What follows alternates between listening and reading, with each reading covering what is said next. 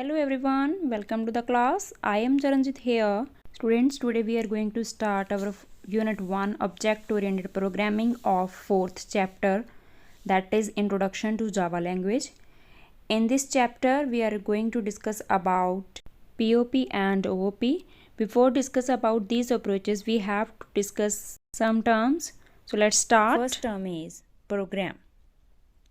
We already know computer is electronic machine that has no mind, so we have to give instructions to the computer for a particular task. Computer cannot perform even a single task without any instructions or without any command given by us. So that set of instructions is called program. What is program? Program is set of instructions that are followed by the computer for a particular task. Next term is what is programming? Programming is process of developing a program in specific language for a particular task. What is programming? It's a process of creating a program. Next term comes to the point programming language. Before discuss about the programming language, we should know about what is language. As we know, to communicate with the person, we need a specific language like Punjabi, English, Hindi. Similarly, to communicate with the computer, user also need a language that is called programming language. Now, what is language? Language is mode of communication that is used to share ideas with each other.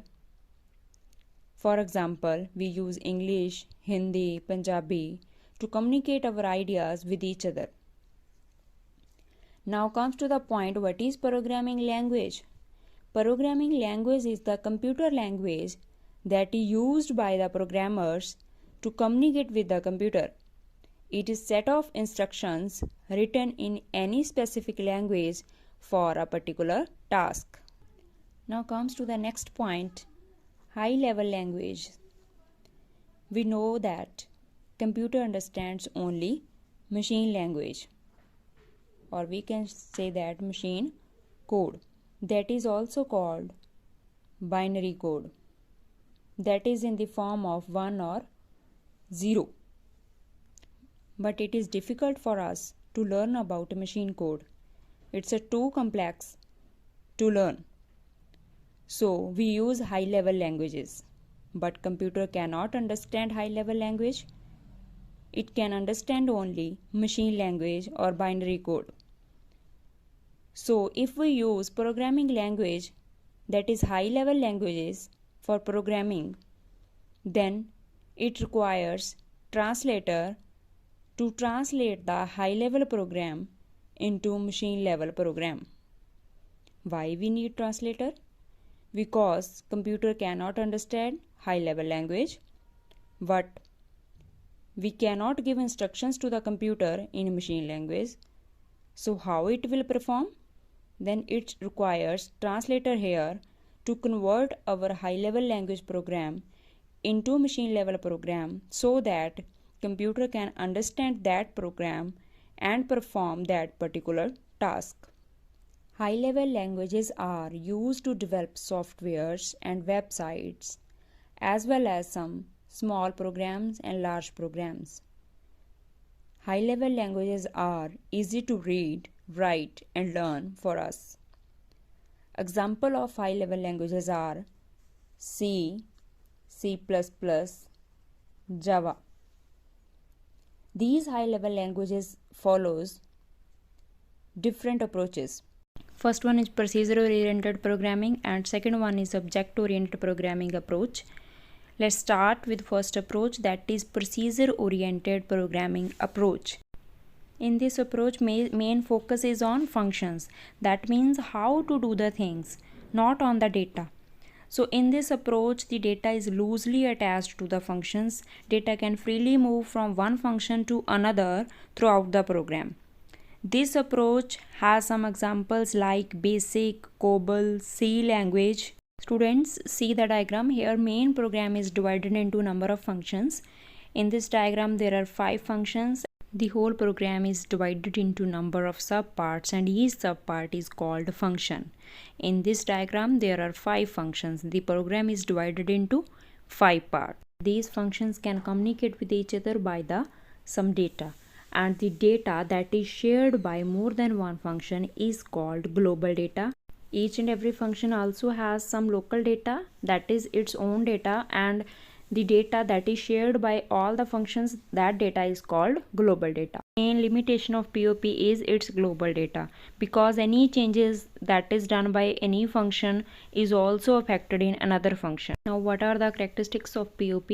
Its main focus is on how to do the thing. That means the focus is on the steps, and the large program is divided into number of parts, that is called functions. And its next characteristics is the data can freely move from one function to another, and it uses top-down approach. Next, second approach is OOP, that is object oriented programming approach. Main characteristics of OOP are: the main focus is on data instead of the procedure. Here the program is divided into the number of units that are called objects, and these objects can communicate with each other through the functions. Here the data is hidden and cannot be accessed by any external function. Data को hide रखा जाता है, कहीं से भी वो access नहीं हो सकता. It uses the bottom up approach. It means पहले सब पार्ट्स को डिज़ाइन किया जाएगा, देन उनको कोलैबोरेट करके मेन प्रोग्राम को डिज़ाइन किया जाएगा. Example of OOP are Java, C++ language. Let's discuss about the OOPs concepts or principles of OOP. Main concepts are class, object, polymorphism, inheritance, abstraction, and encapsulation. First one is data abstraction. It is act of representing essential features without knowing the background detail. For example, you know how a car look like and how to drive, but you don't know the internal working of the car. So abstraction is the feature in OOP wherein the user is kept unaware of basic implementation of function property. So internal detail is hidden from the user and only basic functionality is given to the user. Students, let's take example of ATM. While using ATM machine, we insert card in the provided slot and follows instructions to withdraw the money. We don't worry about the internal working of the ATM machine. Now next concept is encapsulation. It is the wrapping up of data and functions in class so that they can be used as single unit. That is called encapsulation. For example, keeping both data and functions within the class, such a way the function can access the data within the class. Next concept is polymorphism. Poly means many, morphism means forms. It is the process of using a function for more than one purpose. Let's take an example. Here I am taking just area function that is used to calculate the area of circle, triangle, and rectangle also. The name of the function is area only, and it is used to perform so many different tasks. Next concept is inheritance. Inheritance is the OOP principle by which one class can acquire some features from another class. See students, here is a person 1, that is the one class, and from the person the programmer, dancer, and singer are inheriting some features like name, designation, and their way of learning, way of talking is same. Here programmer, dancer, singer are inheriting some features from the person, and they have also has some different qualities like coding can be done only by the programmer and dancing can be done by only by the dancer. Both have some same features like both are person and they have the same features of walking, eating, learning. See the another example. Here father is base class and child is derived class. So base class is also called parent class and child class is also called derived class. This is the best example of inheritance because every child has some features from mother and father.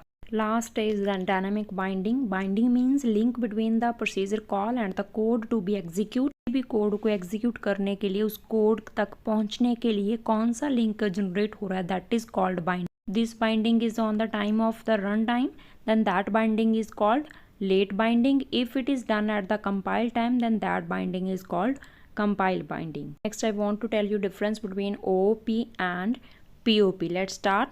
POP gives focus on procedure and OOP gives focus on data, and POP uses the top-down approach and OOP uses the bottom-up approach. In POP, the main program is divided into functions, but in OOP, main program is divided into objects, and POP is less secure as compared to OOP. That's all, students. I hope you have cleared all the concepts. Thank you so much.